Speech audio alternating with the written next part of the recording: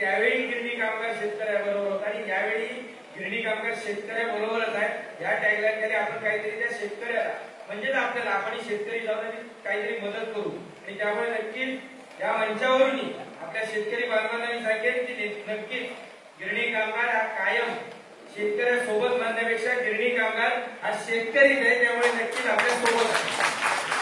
आता खूप साऱ्या लोकांनी प्रश्न उपस्थित केले किंवा ते वारंवार निघणारे प्रश्न आहेत, लक्षात घ्या। प्रश्न निघाले पाहिजे तर उत्तर शोधत बसतो, परंतु हे सगळं करत असताना आपली वाटचाल दरवेळी म्हणजे एका बैठकीमध्ये सभा दररोज झाल्या तरी हरकत नाही, महिन्यात झाल्या तरी हरकत नाही, परंतु ही सभा ज्यावेळी होतात त्यावेळी आपण एक एक पाऊल जर पुढे जात असू तर त्या सभांना किंवा त्या बैठक घेण्याला काहीतरी अर्थ आहे। आणि आपण निश्चितपणे तुम्हाला सर्वांचं पुन्हा एकदा इथे स्वागत करेल की आपण प्रत्येक वेळी कुठेतरी पुढचं पाऊल टाकतो, नवीन नवीन मार्ग शोधतो, नवीन नवीन सरकारला पर्याय देतो। आता जसं आपण तोच विषय मांडण्याचा प्रयत्न केलेला, आम्हाला 15 लाख रुपये जे सरकारने शेणू मागणीच्या बाबतीत केलंय, सरकारने काय केलं तिथे की 15 लाखाचं घर 9.5 लाख आपण देणार आणि 5.5 लाख सरकार टाकणार। आम्ही तीच पद्धत मुंबईत मागतोय, लक्षात घ्या, आम्ही वेगळं काय मागत नाही। आणि त्यामुळे जर आपण ज्या पद्धतीने आता पत्रात वाचलं असेल तुम्ही की 60,000 करोडची जी काय मागणी केली दिसायला खूप मोठी दिसते, निश्चितपणाने ती मोठी नाहीये। आपल्या लाडक्या बहिणीचे काय बसलेले आहेत, कुठे मागणी केली होती का लाडक्या बहिणीची सरकारने? केली होती का की आम्हाला द्या म्हणून? पण ती केलेली नसतानाही पहिल्या वर्षासाठी 2024 साठी 46,000 करोड आणि 2025 साठी 36,000 करोड म्हणजे जवळपास 82,000 करोडचा निधी सरकार राखीव ठेवू शकतं किंवा त्या महिलांना आपल्या आईंना बहिणींना देऊ शकतं, निश्चितपणाने दिला पाहिजे। सरकारची जर तेवढी तयारी आहे, सरकारला त्यातून काहीतरी भविष्य घडवायचं भविष्य घडवायचं तर दिला पाहिजे। परंतु मागणी नसतानाही एक 2-2 वर्षासाठी जर 80,000 करोडचे निधी राखीव ठेवले जात असतील तर गिरणी कामगारांच्या 43 वर्षाच्या संघर्षाचा सन्मान म्हणून त्याच्यासमोर 60,000 करोड काहीच नाही। आणि मग प्रश्न येतो पैसे कसे वाटले जाऊ शकतात, कारण मी सांगितलं की आपण ज्यावेळी पर्याय देतो त्यावेळी त्याच्यावर प्रश्न उपस्थित करणारी लोक तयार होती, निश्चितपणे होणार की पैशावर कसा गेला विषय, हा विषय पैशावर जात नाही, लक्षात ठेवा। आपण त्याच्यात काय मागणी करतोय की शासनानं एक तर दिलेली जी का आता एकनाथराव शिंदे साहेबांनी आम्हाला आश्वासने दिलेत 10 जुलैच्या बैठकीत, खरं तर आज 3 महिने होऊन सुद्धा सुधारित GR निघायला पाहिजे होता, तो निघालेला नाही। म्हणजे जर सरकारला वाटत असेल की आम्ही दरवेळी सरकारला आश्वासन देऊन बसवलंय तर मी अजूनही या मंचावर सांगतो की सरकारने भ्रमात राहू नये, वारस जागा होतोय, गिरणी कामगार एकत्रित येतोय आणि निश्चितपणाने बदल घडताय।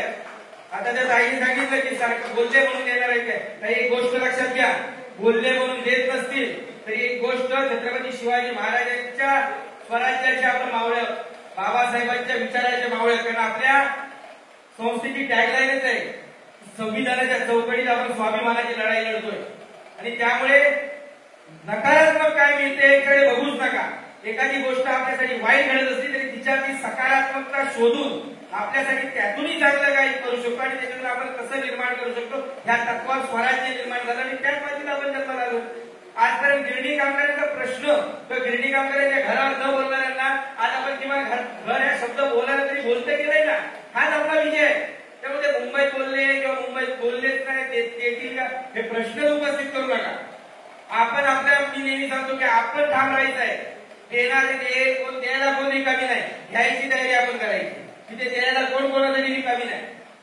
त्यामुळे आपण जर ती जिद्द ठेवली की मला मुंबईत घर घ्यायचं तर निश्चितपणाने मिळू शकतं, फक्त जी काही संख्या, कारण आपण लोकशाहीत राहतोय जाधव साहेब, ही लोकशाही संख्येला महत्व असते। मागच्या काही आंदोलनामध्ये आपण बघितले सगळं बदललं जातं, कायदा बदलता येतो, सगळं बदलता येतं, कारण कायदा बदलायचा लोकांसाठी ना, मग लोकांच्या मागणीवरून लोकांसाठी तो बदललाही जाऊ शकतो, फक्त ती संख्या दाखवणं आपण गरजेचे असते आणि त्या संख्येला आपण कुठेतरी नेहमी कमी पडतो।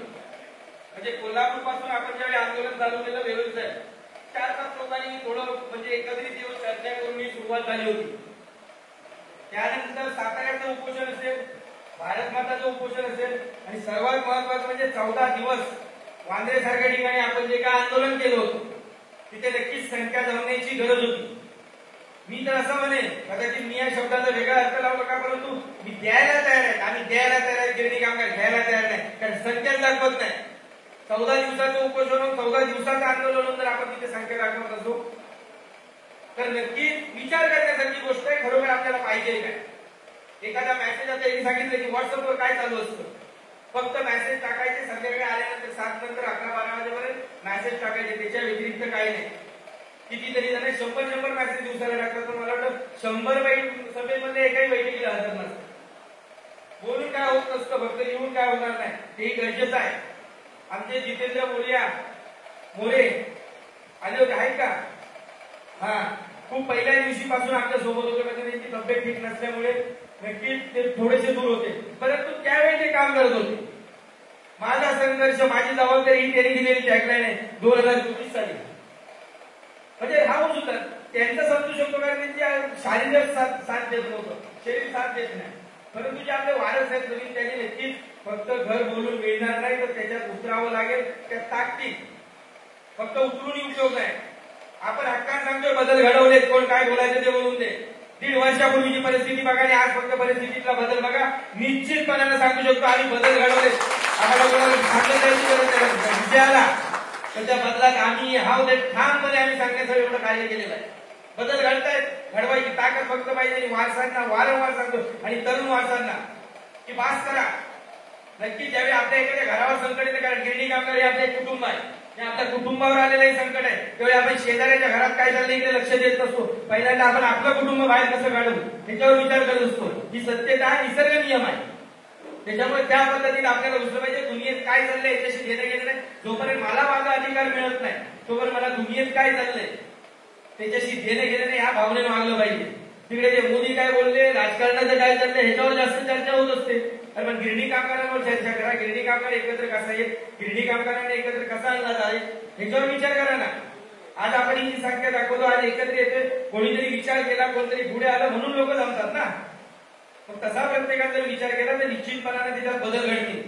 आपल्या ज्या आता मागण्या आपण वाचून दाखवल्या होत्या, त्या मागण्या अशा होत्या की 17वा कलम रद्द करावं किंवा ती अट आहे ती रद्द करावी. तिच्याबद्दल तर सुरुवातीलाच सांगितलंय की सरकारने आपल्याला सांगितलं होतं, म्हणजे माननीय एकनाथराव शिंदे साहेबांनी, की हे कलम त्या पद्धतीचं नाही आहे, परंतु तुमची मागणी आहे आम्ही हटवतो तर हटवतो. 15 दिवसात हटवून देतो म्हणून सांगितलं होतं. आपण समजू शकतो प्रशासकीय व्यवस्था, शासकीय व्यवस्थेत 15 दिवसाचे महिना 3 महिना समजू शकतो. आज 3 महिने होत आले, फक्त टोळवाटोळीची उत्तर झालं. कोणत्याही पद्धतीनं आश्वासनाच्या पुढे जाण्याचं काम या सरकारने केलेलं आहे. आणि लक्षात घ्या, आपलं कुठच्याही सरकारशी म्हणून किंवा वैयक्तिक म्हणून कोणाची भांडण नाही. आपलं भांडण आहे त्या खुर्चीशी आहे. त्या खुर्चीवर जो बसेल त्याला मात्र त्याची उत्तरं द्यावीच लागतील. त्याच्यामुळे आपलं वैयक्तिक भांडण नाही की ह्या सरकारशी भांडायचं किंवा हे म्हणजे पाचशे लोक विचारतात आपले की त्यांनी काय केलं, त्यांच्या काय केलं, आता कोण बसले त्याच्याकडून घ्यायचं नाही, तर त्यांनी काय केलं त्याला काय करायचं. मी वारंवार सांगतो, या गिरणी कामगारांच्या जर विषयात सगळ्यात जास्त वाटोळ कोणी लावलं तर मी पक्ष म्हणून सांगत नाही, व्यक्ती म्हणून सांगत नाही, परंतु देवेंद्र फडणवीसच्याच काळात लागलेलं आहे. हे ठोसपणे सांगेल. कारण गेली 11 वर्ष 2014 पासून 25 वर्ष झाले. अरे काँग्रेसने काय केलं, काँग्रेसने केलं म्हणून तुम्हाला आणलंय ना, त्याचं उत्तर कोण देणार तुम्ही. काँग्रेसने हे केलं, काँग्रेसने ते केलं. गेली 11 वर्ष तुम्ही मुख्यमंत्री पदावर आहे जवळपास. फक्त 1-2 वर्ष जरी उद्धव ठाकरेंची सोडली तर मुख्यमंत्री जरी नसता मधले 2.5 वर्ष तरी अधिकार तुमच्या हातात होते. मग काय देऊ शकतो ह्याचं उत्तर द्या ना. तर तुम्ही काँग्रेसचं कारण सांगणार त्यांनी हे केलं त्यांनी ते केलं. आम्हाला कोणत्याही राजकीय पक्षाशी देणं गेलं नाही, आम्हाला कोणत्याही संघटनेशी देणं गेलं. आम्हाला फक्त आमच्या मुंबईतला अधिकार, आम्हाला मुंबईतलं घर मिळवायचं त्याच्याशी आम्हाला अधिकार आहे. त्याच्या जो विरोधात बोलेल तो आमचा विरोधकच. ही भूमिका मात्र निश्चितपणाने ठेवली पाहिजे प्रत्येकाने. नक्कीच सांगतो बदल घडतील. आपल्यातच भांडणं असतात की मी कोणत्या राजकीय पक्षाचा, तू कोणत्या राजकीय पक्षाचा. मग त्या नेत्यांवर बोललं की एकमेकांच्यात भांडणं चालू होतं. ही वृत्ती कुठेतरी सोडली पाहिजे. माझ्या ते नाही ना, माझं कुटुंब आहे गिरणी कामगार, त्याच्यावर आलेला जे संकट आहे ते वेगळ्याचं सोडवेल, नंतर तुमचं बघू आम्ही काय करायचं ते. अशा पद्धतीने वागलं पाहिजे. आणि त्यावेळी निश्चितपणानं वंचितांचा मुद्द्याचंही सांगतो की ज्यावेळी कोल्हापूरच्या कार्यक्रमात किंवा आंदोलनात आपण वंचितचा मुद्दा पुढे आणला त्यावेळी लोक हसत होते अक्षरशः की शक्य आहे काही मागणी मला देतं म्हणून तुम्ही करता का. आम्ही मागणी लोकांची आहे, लक्षात घ्या. आम्ही जज नाहीत, आम्ही वकील नाहीत किंवा आम्ही कोर्ट नाही निर्णय द्यायला. आमचं काम काय तर लोकांच्या भावना सरकारपर्यंत पोहोचवणं. योग्य की अयोग्य सरकार ठरवेल. आणि जर लोकांच्या मागण्या तर त्याच्याबद्दल शेवटपर्यंत साथ देणं, त्याचा पाठपुरावा करणं आणि ते आपण केलं. म्हणून आज दिसते की वंचित लोकांचे अर्ज भरून घेण्याची जी प्रक्रिया किंवा जो मंत्रालयावर विषय द्यायला पाहिजे तो गेलेला आहे. आणि वंचित लोकांना तर शाश्वती सांगतो मी, तुमचे अर्ज नव्याने भरून घेतले त्याच्याबद्दल चिंता नाही, फक्त ते लवकर किती भरून घेतले जातील तेवढ्या लवकर केले जातील हे आपल्या ताकदीवर आहे. शेवटी मग प्रश्न तिथे येतो, लोकशाही संख्येला महत्व आहे. ज्या ज्या वेळी संख्या लागेल एखादं वंचित लोकांसाठी वेगळं आंदोलन उभं करायची ती तयारी दाखवा वंचित लोकांनी, कसा प्रश्न सुटत नाही बघूया. असे जे काय विषय आहेत नक्कीच सोडवले गेले पाहिजे. आपली तर सुंदरीकरण बघितल्यावर मला आठवण येते की आपली मागणी मूळ अशी आहे की सर्व गिरणी कामगारांना गरज आहे, परंतु सरसकट द्या. परंतु सत्य शासनाचे जे काही नियम आहे, कारण काय होतं एखादी मागणी बाहेर केल्यावर नेमकं शासन त्याच गोष्टीवर तुमच्या ह्याच्यावर तुम्हाला साईड करण्याचा प्रयत्न करतो. त्याच्यामुळे आपण म्हणतो की तुमचे जे नियम आहेत त्याच्यात बसतात त्यांना तरी अगोदर द्या, बाकीच्यांचा बघू नंतर. परंतु त्याच्यात बसणाऱ्याच लोकांना घरं दिली जात नाही. ज्या पद्धतीने आता मगाशी बोलून सांगितलं की परभ्रांती विषय परभ्रांती यांचा नाही, जो गिरणी कामगार होता तो आमचा आहे, लक्षात घ्या, तो कुठचाही असू नये. परंतु बाहेरून आलेल्या लोकांना जर घरं मिळत असतील तर नक्कीच गिरणी कामगाराला काय हा प्रश्न विचारला गेला पाहिजे ना. म्हणून आपण वारंवार सांगितले की ज्या दिवशी झोपडी बांधण्याचं आंदोलन आपण जाहीर करू, मी संयुक्त मराठी मुंबई चळवळीचा एक शब्द आहे, ज्या ज्यावेळी आंदोलन जाहीर केले 10 जणांनी नाम 5 जणांनी नाम, पण आंदोलन केलं, आंदोलन सोडलं नाही, जाहीर करून कधीच आंदोलन थांबवलं नाही. फक्त गेल्या वेळी 29 जुलै ते 28 जुलैचं आंदोलन होतं, ते सर्वत्रिक 14 संघटनांना आपण एकत्रित करून 9 जुलै अधिवेशन पुढे गेलं, त्याच्यामुळे 9 जुलैला घ्यायला लागलं. परंतु आंदोलन घेतलंय त्यामुळे झोपडी आंदोलनाचाही जो आपण एक विषय पुढे आणलेला आहे, निश्चितपणाने तेही करू. फक्त सरकारची थोडीशी आता जी काही भावना आहे किंवा आता मुख्यमंत्री उपमुख्यमंत्री कालच्याही भाषणात म्हणाले की मला गिरणी कामगारांना 1 लाख गिरणी कामगारांना आम्ही घरं देऊ. त्यांनाही प्रश्न विचारू बाबा देता येईल ना. माझी तर अशी एक इच्छा आहे की जर सर्वांची म्हणजे भावना असेल तर फक्त यांनाच नव्हे तर केंद्राकडेही जायला पाहिजे. आपण मोदींनाही सांगायला पाहिजे बाबा तुमच्या भेटीला येतोय, एनटीसीच्या जागा आहेत ना, तर एनटीसीच्या जागा तुमच्या होऊ शकतात तर त्याचा कामगार कोण हा प्रश्न विचारला पाहिजे त्यांनाही. म्हणजे फक्त जागा तुमच्या झाल्या नॅशनलायझेशनच्या कारभाराखाली, मग तिथल्या कामगाराची जबाबदारी कोण घेणार हे प्रश्न खऱ्या अर्थाने विचारले गेले पाहिजे. त्यामुळे एखादी त्या व्यवस्थेपर्यंत पोहोचण्याची तयारी आपल्याला ठेवायला लागेल.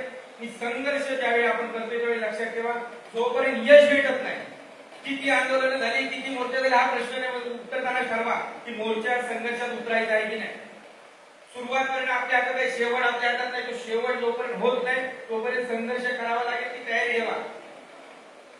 कालची गोष्ट आहे, संघर्ष म्हणजे मोठेपणाचा विषय नाही सांगत, पण जेव्हा 5 तारखेची मी माझ्या एका वैयक्तिक कामासाठी हैदराबादला होतो काल रात्री कबाडीचे, आजच्या बैठकीसाठी मी संध्याकाळी 4 वाजता तिथून गाडी घेऊन निघालो, 6 वाजता विरारला पोहोचलोय.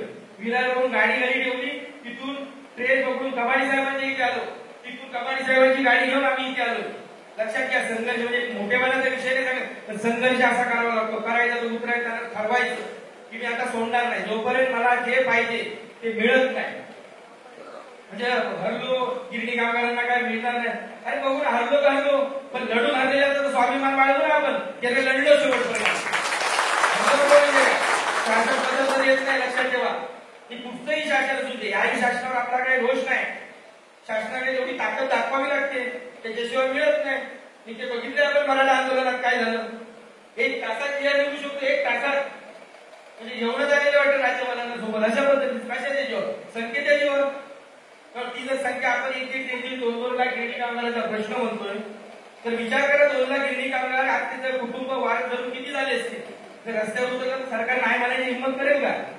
पण आम्ही उतरत नाही, आम्ही फक्त म्हणतो की तो जाईल मग मी कशाला जाऊ. एक नेहमी लहानपणापासून आपल्याला गोष्ट सांगितली जाते त्या महादेवाच्या पिंडीवरती की पाऊस पडण्यासाठी पाणी दुधाचा अभिषेक करायचा, बरोबर ना. म्हणजे प्रत्येकाने दुधाचा नेऊन तिथे तांब्या टाकायचा असं काहीतरी असते. तर प्रत्येकाने तो तर टाकेल ना, दूध मी पाणी टाकलं तर काय. सकाळी पाऊस पडत नाही म्हणजे तिथे जातात त्यावेळी बघता सगळं पाणीच असतं, कारण प्रत्येक जण हाच विचार करतो तो दूध टाकेल मी का पाणी म्हणजे मी पाणी टाकलं तर काय फरक पडतो. मी तशाच पद्धतीने आपल्या संघर्षाचं झालेला आहे. तो जायचोय ना, मी एकटा गेलो म्हणून काय फरक पडतोय, मी एकटा नाही गेलो म्हणून काय फरक पडतोय. फरक पडतोय, लक्षात ठेवा. एक माणूस करून उभा केलेला आहे मोरे साहेब, एक माणूस उभा करून आपण इथे इथपर्यंत पोहोचलेला आहे. ही सगळे नेते मंडळी आहेत, लक्षात घ्या. विश्वास ठेवावा लागतो पहिली गोष्ट. आज माझ्यावर सर्वांनी विश्वास ठेवला म्हणून मी ते उभं राहू शकलो, नाही तर यांच्या संघर्षामुळे कुठेच नाही, लक्षात ठेवा, कुठेही नाही. परंतु विश्वास ठेवला. एक तरुण आहे युवा एक नेतृत्व म्हणून नव्हे तर एक जर वारस पुढे जात असेल तर त्याच्या पाठी वडील म्हणून वडील धारात हात करून ती ठाक करून शाबासकी म्हणून आपण दिले पाहिजे. कारण पुढचा लढा वारसांना लढायचा हे या सर्वांनी दाखवून दिलंय. त्याच पद्धतीनं मी सर्वांना आवाहन करेन की वारसांना आता तयार करा, वारसाने पुढे या. ज्या ज्या पद्धतीनं सर्वांनीच आंदोलनात उतरायला पाहिजे असं काय नाही, सर्वांनीच आक्रमक भूमिका घ्यायला पाहिजे असं काय नाही. सगळ्यांनी एकत्रित या. 100% एकच काम नसतं, 10-100 काम असतील ती वाटून घेऊ आणि संघर्ष करू. शासन द्यायला तयार आहे. मी आधी सांगतो फक्त आपल्याला कुठच्या तरी काही गोष्टींमुळे ते घेता येत नाही. तिन्ही कामगारांना मुंबईत पुनर्वसन झालं पाहिजे ही मागणी आहे. म्हणजे एकनाथराव शिंदे साहेबांनी सांगितलं झालेलं की SRA असेल, महाराष्ट्र असेल किंवा अन्य जे काही प्रकल्प आहेत, राजेश कॅम्प असेल, जे जे काही शासनाचे नवीन प्रकल्प येतील त्यामध्ये गिरणी कामगारांना वाढीव व्यवसाय देऊ, वाढीव जादा सकाळी क्षेत्र देऊन गिरणी कामगारांचं पुनर्वसन आम्ही त्या ठिकाणी करू. परंतु आज 3 महिने झाले आपली मागणी शासनाला बाकीच आहे की माझा 1.5-2 लाख गिरणी कामगार आज जवळपास 1,10,000च्या आसपास गिरणी कामगार पात्र झालेला आहे. वंचित लोकांची लवकर संधी द्या. ते कामगार किती पात्र होत आहेत, म्हणजे अपात्र जे कामगार आहेत त्यांना पुन्हा रिव्ह्यूसाठी संधी द्या. त्यांचे डॉक्युमेंट कसे शोधायचे त्याच्यासाठी एक नियोजन समिती तयार करा. त्यांना डॉक्युमेंटची जास्तीत जास्त उपलब्धता करून द्या. आणि जी काय अंतिम पात्र यादी बनेल त्याच्याप्रमाणे इरादा पत्र वाटप करा. माझ्या समजा जर आपण धरून झालो 1.5 लाख गिरणी कामगार पात्र ठरला तर 1.5 लाख गिरणी कामगारांना घर कुठे देणार सांगा. की आता कोण काही 1,000 घरं मिळतील, 2,000 घरं मिळतील अशी काहीतरी बातमी येते, तीच फॉरवर्ड करत बसलो आणि थोडं आम्हाला हित नको आहे. आम्ही याच्यातच बसलोय. हाच संघर्ष आमचा थांबला या गोष्टीमुळे अडकलेला आहे की सरकार एखाद्या 1,000-2,000 घरांची लॉटरी काढतं. आम्ही त्याच्यावर माझा पण नंबर येऊ शकतो या भरोसा त्याला फॉरवर्ड करत जातो. सरकारला लॉटरी बोलले बहिष्कार टाकला पाहिजे अशा गोष्टींवर की आम्ही 1.5 लाख कामगार, आमच्या 1.5 लाख कामगारांचं बोला की 1,000-2,000 घर आम्हाला नकोच, बहिष्कार टाकला पाहिजे, लॉटरीच फोटू देणार नाही. अशा भूमिका घेतल्या तर सरकारला वाटेल की खरोखर त्या 1.5 लाख लोकांचा प्रश्न केला पाहिजे. एक 2,000ची लॉटरी, 1,000ची लॉटरी येते, वर्ष 2-2, 4-4 वर्ष त्याच्यावर खेळवलं जातं. त्याच्यामुळे हे ज्या काय भूमिका आहेत आम्ही 1.5 लाख ही भूमिका घेऊन उतरलं पाहिजे. माझ्या मिलचे कामगार किती, आम्ही कामगार किती नाही. आम्ही 1.5 लाख प्रश्न बोलायचा असेल, जर मांडायचा असेल, सोडवायचा असेल तर 1.5 लाख लोकांचा प्रश्न सोडवा ही भूमिका सरकार पुढे मांडली पाहिजे. नाहीतर त्याच्या माध्यमातून आता आपण जी काय भूमिका मांडतोय की जी आतापर्यंत गिरणी कामगारांना मुंबईमध्ये घरं दिलेली आहे त्याची 9.5 लाख गिरणी कामगारांनी भरले. उर्वरित जी काय बाजारभावाप्रमाणे किंमत होते किंवा जे उरते तीच पद्धत शेलू आम्ही सारख्या ठिकाणी वापरले, तीच मुंबईमध्ये वापरा.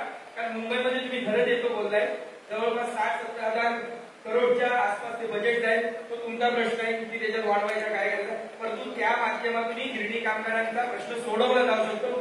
गिरणी कामगाराला बजेटमध्ये आणणं गरजेचं आहे. लक्षात ठेवा, बजेटमध्ये आणलं तर खूप सारे प्रश्न आहेत किंवा खूप साऱ्या पद्धत आहेत, खूप मार्ग आहेत की त्याच्या माध्यमातून गिरणी कामगारांचा प्रश्न सोडवला जाऊ शकतो. जमीन विकत घेतली जाऊ शकते. एक तर जर आमचे 60,000 करोड आमच्याकडे गिरणी कामगारांसाठी लागतोय, आम्हाला नको ना शासनाची जमीन, विकत जमीन घ्यायला गिरणी कामगारांसाठी.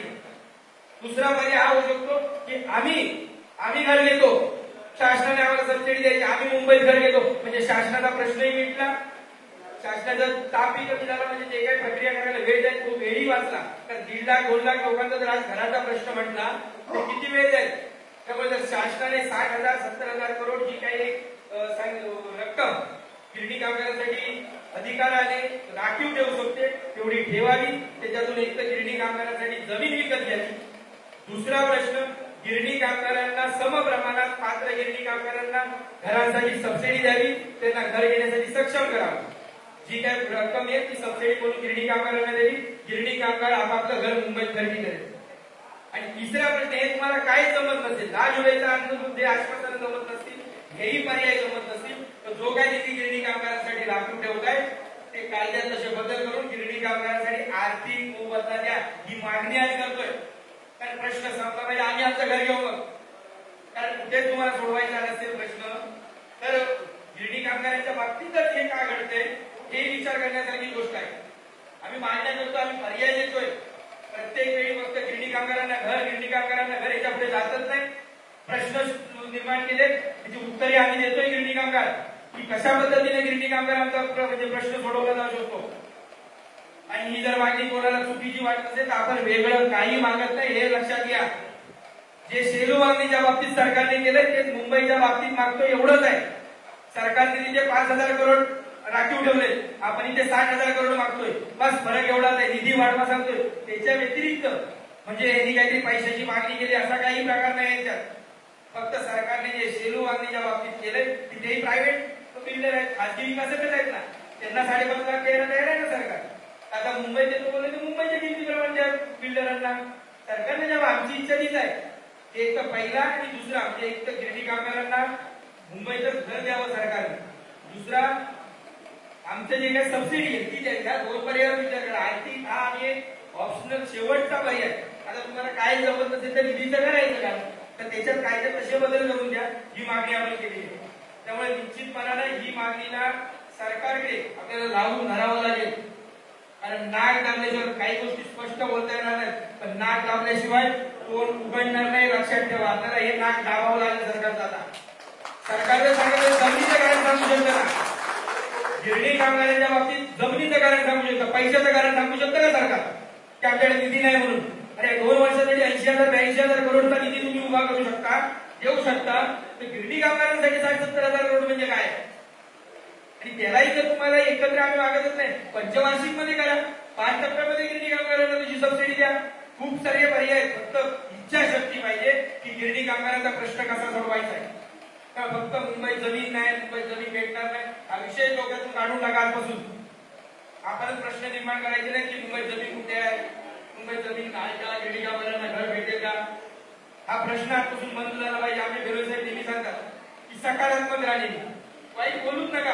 मला मुंबईत घर मिळालंय ही भावना ठेवून जरूर बघा किती बदल आपल्याला भेटलेले असतील. काय भेटणार काय भरपूर लोक आहेत. कारण आता काही लोकांना मी सहकार्याने सांगितलं नाही, तर उगाच काहीतरी खोटी अकाउंट करून काहीतरी वेगळ्या टिप्पण्या करायला लागतील. लक्षात घ्या, टिप्पण्या होत आहेत, आपल्यावर घालेलं बोललं जात असेल तर आपण चांगल्या मार्गाने चाललोय निश्चितपणानं. लक्षात घ्या, कारण त्याच्यामुळे काय फरक पडत नाही, त्याच्यावर कोण कधी बोलत नाही. आता लोकांना किंवा आपल्यातही काही गद्दारांना कळलेला आहे, ज्यांनी गिरणी कामगारांचा प्रश्न एवढ्या वर्ष थांबवून ठेवला, सत्य पुढे येऊच दिलं नाही, फक्त मुंबईचं घर दाखवलं. त्यांनाही कळून चुकलं, हे योग्य मार्गाने चालले. ते आता उद्या गिरणी कामगारांना मुंबईत घर मिळवून देतील. घर बनण्यापेक्षा मुंबईचा अधिकार, आपण घरापेक्षा अधिकाराच्या गोष्टी केल्या पाहिजे. मुंबईचा अधिकार हे मिळवून देऊ शकतात. आणि त्याचमुळे कुठेतरी श्रेयवादासाठी लढणारी जी लोक आहेत, फक्त श्रेयवाद म्हणजे गिरणी कामगाराला मुंबईत घर मिळालं पाहिजे ही सगळ्यांची इच्छा आहे, पण ते मिळवून देण्यात मीच पाहिजे ही जी भूमिका आहे त्यांनी गिरणी कामगाराला मारले.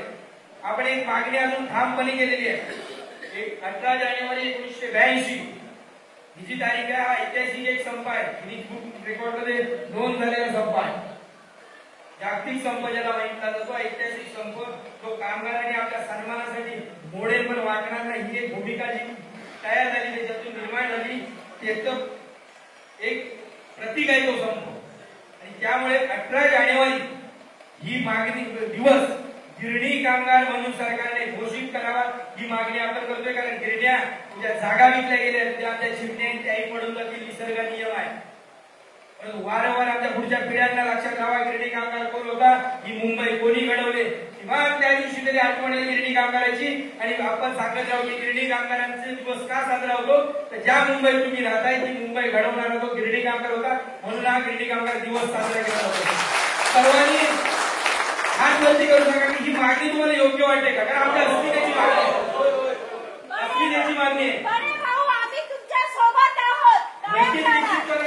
गिरणी कामगारांचा दिवस आहे. काय झालं, आम्ही आमची अस्मिता विसरत चाललोय, आम्ही आमचे अधिकार विसरलो, आम्ही आमचं अस्तित्व विसरत चाललो. त्याच्यामुळे सरकार दरबारी दुर्लक्षित झालोय. आमचं जे अस्तित्व आहे ते निर्माण झालं की तुम्हाला द्यावंच लागणार ना. एका वडिलांची 2 मुलं असतात, दोन्ही जेव्हा सेटल असतात, दोन्ही चांगले असतात, दोन्ही दिसत असतात, त्यावेळी त्यांना द्यावंच लागतं ना दोघांना. पण एक भरकटतो, एक त्याचं अस्तित्व संपून जातो, तर त्याचा विचारच होत नाही. आपली अवस्था ती झाली, आपण भरकटले गेलो, आपल्याला विचारतच नाही. आपण कुठे आता 1-2 वर्ष थोडासा संघर्ष करून आपण तो आणलाय जवळ घेऊन आलेलो आहे. लक्षात घ्या, इथे असलेल्यांपैकी ज्यांना पूर्वीच्या संघटनेचे लक्षात घ्या, बेलोजी साहेब असतील, शेलार साहेब, आमचे जाधव साहेब, तर सर्वच मान्यवर, गवळी साहेब, तामाणकर साहेब, कबाडी साहेब, या सर्वांची एकच भूमिका आहे. संघटना हा फक्त विषय प्रशासन प्रशासकीय पत्र देणं वगैरे इतपुरता मर्यादित आहे. आपलं पहिलं नातं गिरणी कामगाराचं आहे, लक्षात ठेवा. त्यामुळे त्या नात्याला आपण लागायचे, त्या नात्याने एकमेकाला साथ द्यायचे. संघटनाची कामं करत राहते, कोणतीही असू दे. परंतु ज्यावेळी तुम्हाला वाटेल की हा गिरणी कामगारांचा लढा, हा गिरणी कामगारांचा संघर्ष खऱ्या अर्थाने गिरणी कामगारांना न्याय भेटून देऊ शकतो, की त्या लढ्याचा तो विचार तुमच्यावर सोडला मी. तुम्ही ठरवा कोण गिरणी कामगारांना न्याय देऊ शकतो, गिरणी कामगारांचा प्रश्न कोण सोडवू शकतो, तो तुम्ही ठरवा आणि त्याच्या मागे मात्र ताकदीने उभा राहा. कोणाच्याही ना जिथे ताकद दिसते तिथे आम्ही असू, हरकत नाही, कोणाच्याही मागे. कारण गिरणी कामगारांचा प्रश्न आम्हाला समजलेला आहे. गिरणी कामगारांचा प्रश्न कसा सोडवला जाऊ शकतो आम्हाला समजलेला आहे. जो आजपर्यंत आपल्यापासून लपवून ठेवला गेला होता, आणि तो आज आम्हाला समजलाय की कशा पद्धतीने सोडवला जाऊ शकतो. आणि त्यामुळे तुम्हाला पुन्हा पुन्हा हाक देतोय. एवढी वर्ष गेली, फक्त 6 महिने पुढची साथ द्या, बस. तुम्ही बदल बघा, आज येत नाही सरकार 60,000 रुपये बघूया, 60,000 करोड आपण कसे देत नाही. आम्ही जमीन विकायला भीक कोणाला देत आहे, त्या फुकट जमीन देत आहे सांगतो ना, आमच्या निधी राखीव करा आणि आमच्यासाठी विकत घ्या, संपला विषय. पण आपण भीक मागत नाही या सरकारकडे. आपण आपली जी काही हक्क आहे, अधिकार आहे, तो मागतो. ही भूमिका ठेवा. कोण कोण काही मंत्रालयात येत आहे ते घ्या, तिथे शेलूला भेटे तिथे घ्या, वांदेला भेटे तिथे घ्या. मी तर निश्चितपणा नाही का त्याच्या शब्द चुकीचा करायला, पण नारायण तुम्ही गिरणी कामगार किंवा वारसदार आहेत का, हाच एक मोठा प्रश्न आहे तिथे. हाच प्रश्न निर्माण होतो जर तुम्ही असं बोलत असाल तर. या गिरणी कामगार 1982च्या संपाचा आपण दरवेळी सांगतो, बोललो ना मोडला, पण वाटला नाही सरकारचा. उद्या तुम्ही सांगता शेतू मागणी तरी हे नको ते नाटक. मुंबईमध्ये आमचा अधिकार आहे, तो आम्ही मिळवणार. तो कशा पद्धतीने मिळवायचा, वेगवेगळे मार्ग आहेत, बजेट आणि संविधानिक सांगतोय आपण, संविधानिक पद्धतीने आहे. संविधान कलम 202 ते 207 मध्ये त्याची पूर्ण मांडणी केलेली आहे. राज्य सरकारला जो अधिकार आहे, एखाद्या शोषित पीडित घटकासाठी एक स्वतंत्र आर्थिक हेड तयार करण्याचा अधिकार आहे. आणि तो ऑलरेडी गिरणी कामगारांसाठी केलेला आहे. हेच तर मी वारंवार सांगतो, हे समजून घ्या. 5,000 करोड जे शेलू वागणीसाठी दिले, त्याच्यासाठी स्वतंत्र हेड निर्माण झालेला आहे. फक्त त्याच्यात वाढ करा आणि मुंबईच्या पद्धतीने गिरणी कामगारांचा प्रश्न सोडवा. येणाऱ्या काळात आपण हा नक्कीच संघर्ष टोकाचा म्हणण्यापेक्षा यशाचा संघर्ष करायचा आपल्याला, आणि तो करू. फक्त त्यासाठी तुमच्या सर्वांची नक्कीच साथ अपेक्षित आहे. फक्त छत्रपती शिवाजी महाराज, बाबासाहेब आंबेडकर बोलून होणार नाही, लक्षात ठेवा. विचार आठवावे लागतील. फक्त फायद्यापुरते बाबासाहेब आणि फायद्यापुरते शिवाजी महाराज शोधून संघर्ष होणार नाही, यश मिळणार नाही. त्यांचा संपूर्ण संघर्ष, त्यांचा संपूर्ण अन्याय विरुद्ध लढण्याची जी काही भूमिका होती ती समजून घ्यायला लागेल. आज आमच्या बाबतीत झालं ते आहे की प्रत्येक महापुरुषाला आम्ही आमच्या फायद्यापुरता शोधतो. आम्हाला केवढा गरजेचं आहे, आम्हाला त्यातलं काय फायद्याचं आहे तेवढंच शोधतोय. जर आमच्या गिरणी कामगारांवर ही हालत येत असेल तर आज आम्ही रडत असू, वारस म्हणून खास करू. खऱ्या अर्थाने छत्रपती शिवाजी महाराज असतील, बाबासाहेब आंबेडकर असतील किंवा अन्य जे काय आमचे थोर गुरु जिथे होऊन गेले, त्यांचं नाव घेण्याचा अधिकार आम्हाला या मातीत जन्माला येऊन आहे का नाही याचा विचार प्रत्येकाने करणं गरजेचं आहे. त्यामुळे तो अधिकार आहे का, आम्ही म्हणण्याचे लायक आहोत का की आम्ही शिवरायांचे भाऊ आणि बाबासाहेबांचे अनुयायी आहे. एवढे मोठे लढे झाले, अन्याय त्या मातीत जन्माला त्याची थोडीशी फक्त आठवा डोळ्यासमोर आणि सरकारच्या विरोधात लढा. हे सरकार म्हणजे काय, आपलं काय फक्त द्यायला ते पाठीपुढे करते. ज्या दिवशी त्याच्यावर तो दबाव निर्माण होणार त्या दिवशी देणार. आणि आता दबाव निर्माण झालेला आहे. वारंवार ते बोलतात घरे देतो, कधी मुंबईत देतो, कधी मुंबई लगतच्या देतो, असे काहीतरी ते फिरून कधी बघायला देतो.